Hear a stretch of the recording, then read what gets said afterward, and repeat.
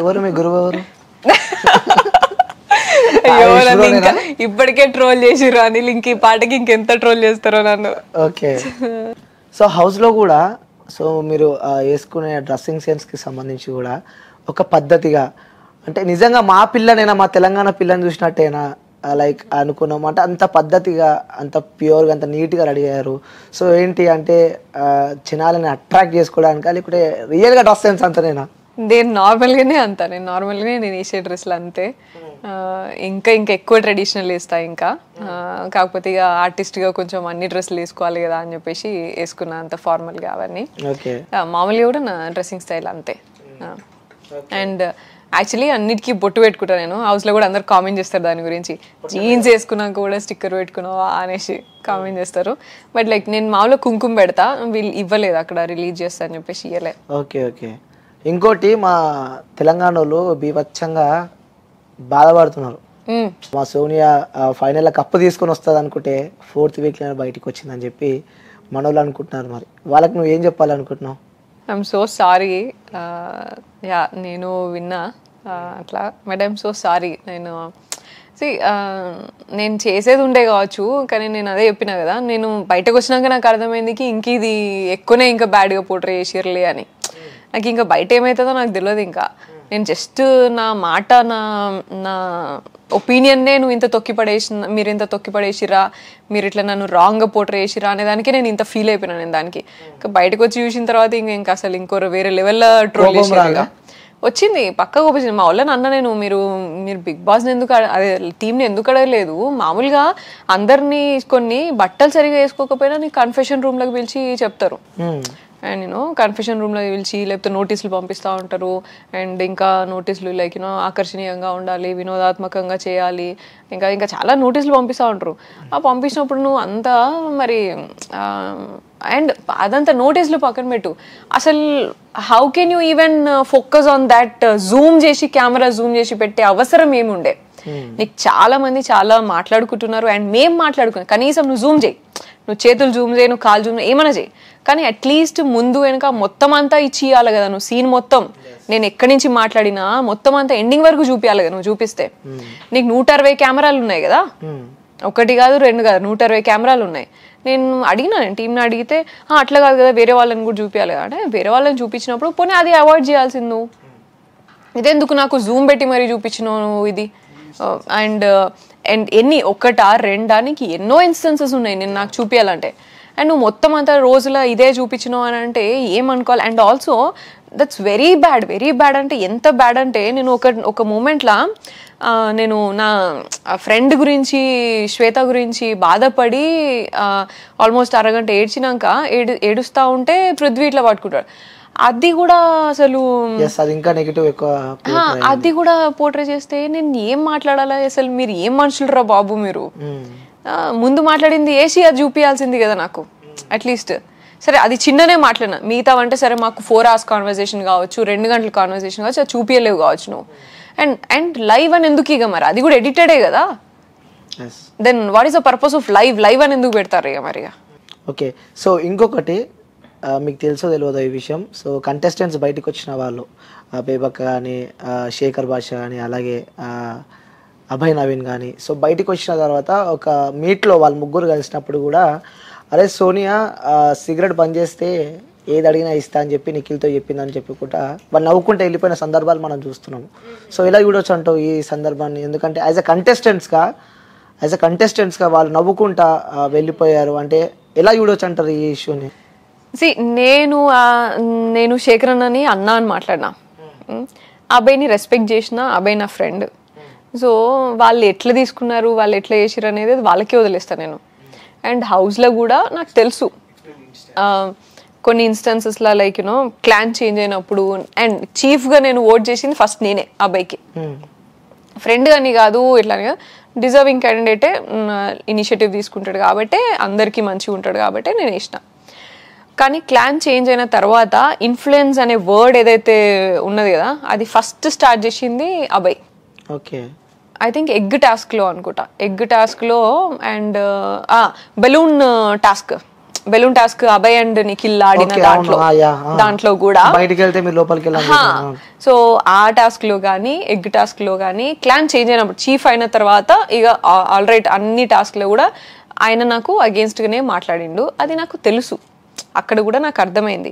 ఇది గేమ్ అయిపోయిన తర్వాత కొన్ని అట్లీస్ట్ 1 day తర్వాత అయినా సరే నాకు అర్థమైంది.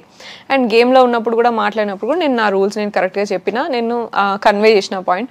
అండ్ పృథ్వీని రెచ్చగొట్టి ఆడిపిస్తుంది, వెపన్ లాగా ఆడిపిస్తుంది అనేది కూడా అభయే మాట్లాడింది. అభయ్ మాట్లాడింది పట్టుకొని ప్రేరణ కానీ యష్మి కానీ రిపీట్ చేస్తున్నారు. ఓకే, అన్ని మనసులో పెట్టుకున్నారు, నాకు తెలుసు. కానీ అనిల్ నేను ఒకటే నమ్ముతా, ఎవరిదైనా సరే మీరు చూసే వాళ్ళకి మీకు తెలుస్తుంది. అండ్ ఏదో ఒక రోజు వాళ్ళకి కూడా ఒక కన్సర్న్స్ ఉంటుంది కదా, అది ఈ వీక్ నువ్వు ఆ క్లాన్లు ఉన్నావు కాబట్టి నువ్వు నన్ను ఇట్లా మాట్లాడను, రేపటి నాడు గేమ్ ఈజ్ గేమ్. ఇప్పుడు ఫిజికల్ టాస్క్ గురించి తీసుకొచ్చి నేను ఎమోషనల్ దాంట్లో నేను పెట్టా, నేను నిన్ను నమ్మినా, నా ఫ్రెండ్ అని నమ్మినా, నేను ఫ్రెండ్లీగానే అది నేను నా ఫ్రెండ్లీ జర్నీ ఫ్రెండ్లీగానే నడుస్తుంది. గేమ్ టాస్క్ వచ్చినప్పుడు నువ్వు నా క్లాన్లకు రావా, నేను నీ క్లాన్లకు పోనా, ఆ రోజు తెలియదా? మరి ఎంత టైం పడుతుంది మనకి? ఇంకా జస్ట్ ఒక 3-4 రోజులు అయితే క్లాన్ చేంజ్ అవుతాం, వీక్ గంతే కదా, అప్పుడు చూసుకోవచ్చులే ఏమున్నది. అండ్ అప్పుడు చూసేటోళ్ళకి అర్థం కదా, చేసేటోళ్ళకి అర్థం కదా. That was my intention. నేను ఎప్పుడు కూడా కన్ఫరెన్స్ చేయాలి, ఇట్లెందుకన్నో అట్లెందుకన్నో నేను. అండ్ నో వైలెన్స్ అని అన్నావు, నువ్వే వైలెన్స్ అండ్ లైక్ ఫిజికల్ అయినో వైలెన్స్ అయినావు అని మాట్లాడి, నువ్వు అప్పుడు మాట్లాడితే ఒకటి ఇప్పుడు మాట్లాడితే ఒకటి అని అన్నావు. అండ్ ఇంకొక విషయం, ముందు గేమ్లో నో ఫిజికల్ అన్నారు, నో వైలెన్స్ అన్నారు, ఇప్పుడు మీరే ఫిజికల్ అయినరు అండ్ NGO ఆమెనే ఫిజికల్ అయింది, వైలెన్స్ అన్నది ఇట్లా అని చెప్పేసి కూడా మాట్లాడారు. అరే బిగ్ బాస్ రూల్స్నే రాసి పంపించిండు, సామధాన భేద దండోపాయాలతో మీరు కాపాడుకోండి అని చెప్పేసి. నేనెవరు ఇక్కడ అగేన్స్ట్ పోవడానికి? అండ్ నా ఇండివిజువల్ లెవెల్లో నేను ఎంతవరకు నేను లిమిట్ దాటొద్దు అనేది చూసుకొని నేను ప్రొటెక్షన్కి కూర్చున్నా. దాని తర్వాత సంచాలకు నన్ను కూడా అట్లా కుదరదమ్మా అంటే నేను ఫిజికల్ అయినప్పుడు కూడా నేను బ్యాలెన్స్ చేసిన. నేను ఎక్కడైనా మీరు గమనిస్తే గేమ్ మొత్తం చూస్తే ఇట్లా మస్తు ఇక వీళ్ళందరూ అయితే అసలు కొట్టి పడేసుకుంటూ పోయేటోళ్ళు. నేను ఇట్లా ఆపి పాజ్ అమ్మా, ఇట్స్ ఓకే అమ్మా, ఇట్స్ ఓకే, ఆగు అని చెప్పేసి ఆగి మళ్ళీ రెజ్యూమ్ చేసేది, అట్లా చేసిన నేను. So that was me. నువ్వు ఎంత అండ్ పృథ్వీని రెచ్చగొట్టినావు అని చెప్పేసి కూడా మాట్లాడాను.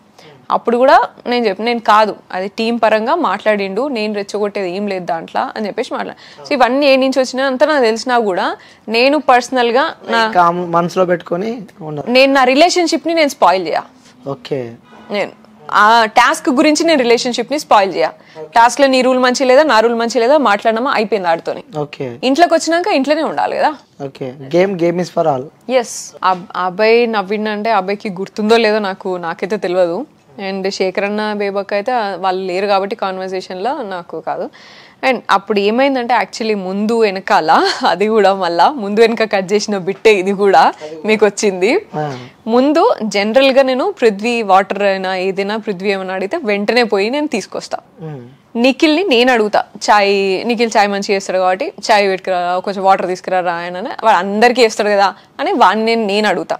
సో అట్లనే వాడు వాటర్ తీసుకురా ఇట్లా అని చెప్పేసి అంటే నేను తీసుకురాలే, నేను నువ్వే పోయి తెచ్చుకోరా ఇట్లా అంటే, అబ్బా పృథ్వీకి అయితే అన్ని చేస్తావు నువ్వు కానీ నాకైతే ఏం తీసుకురావు అంటే నేను అట్లా పోకింగ్ గా సరేలేరా నువ్వు నేను సిగరెట్ మానేరాను అప్పుడు నువ్వు ఏం చెప్తా చేస్తారా నీకోసం అని అన్నా.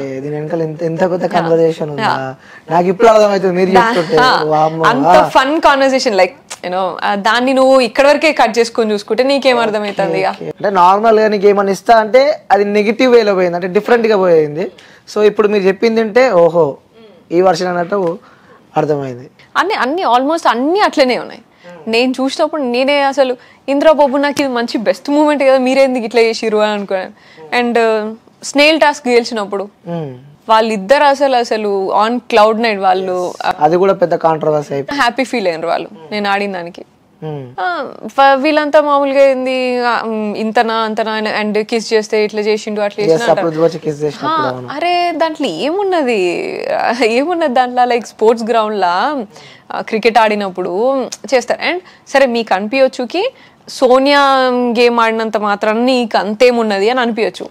ఎందుకు అంటే అక్కడ హౌస్ మేట్స్ అందరు కూడా వాళ్ళందరూ ఆల్రెడీ సోనియా ఫిజికల్ టాస్క్ ఆడతలేదు అన్నట్టు ఇంప్రెషన్లో ఉన్నారు. సో చాలాసార్లు అన్నారు కూడా టాస్క్ ఆడదు అనేసి మాట్లాడిను. అండ్ ఆల్సో యూనో ఫిజికల్గా అని భయపడుతుంది, లిమిటేషన్స్లో ఆడుతుంది సోనియా అనేది అందరు మాట్లాడుకున్నారు.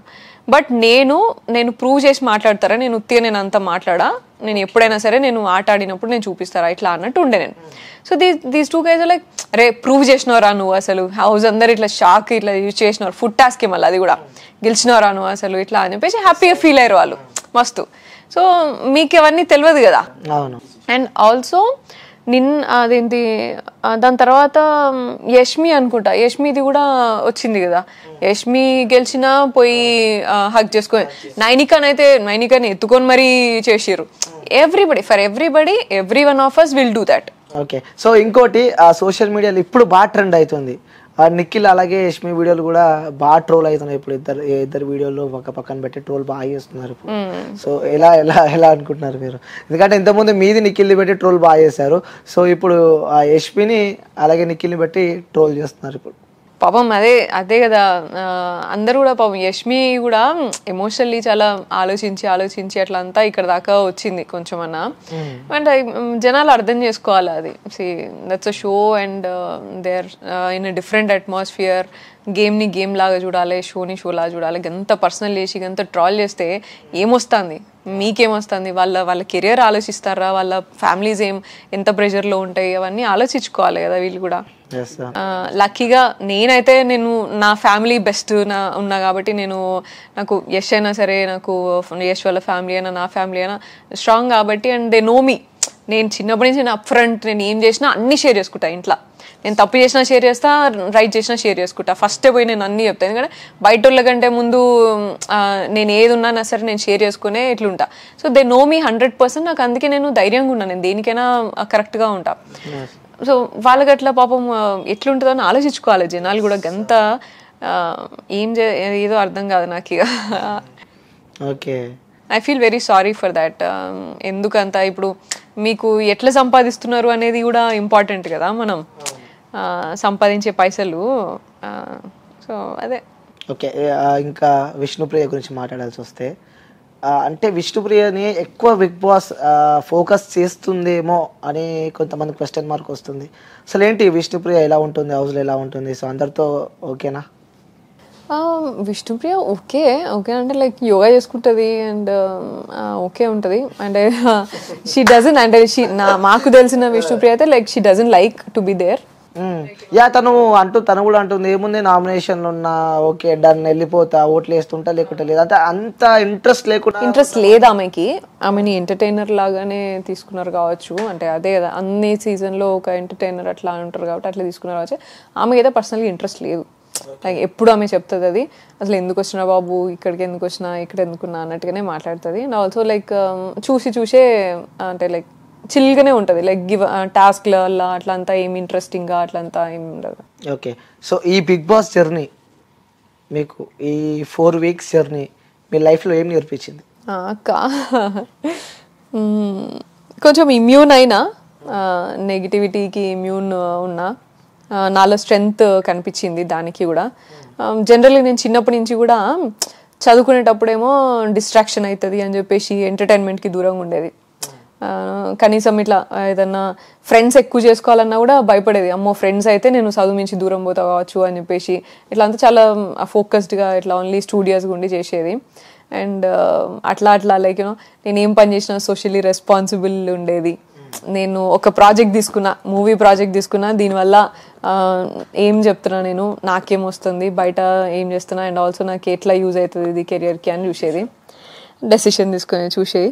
సో బిగ్ బాస్ వల్ల ఐ థింక్ నేను ఎక్కడ స్ట్రెంగ్త్, నేను ఎక్కడ లైక్ యూనో ఎక్కువ స్ట్రాంగ్ అనేది నాకు అర్థమైంది. అండ్ జనాలు ఏం తీసుకుంటారు ఏం తీసుకోరు అనేది కొంచెం అర్థమైంది.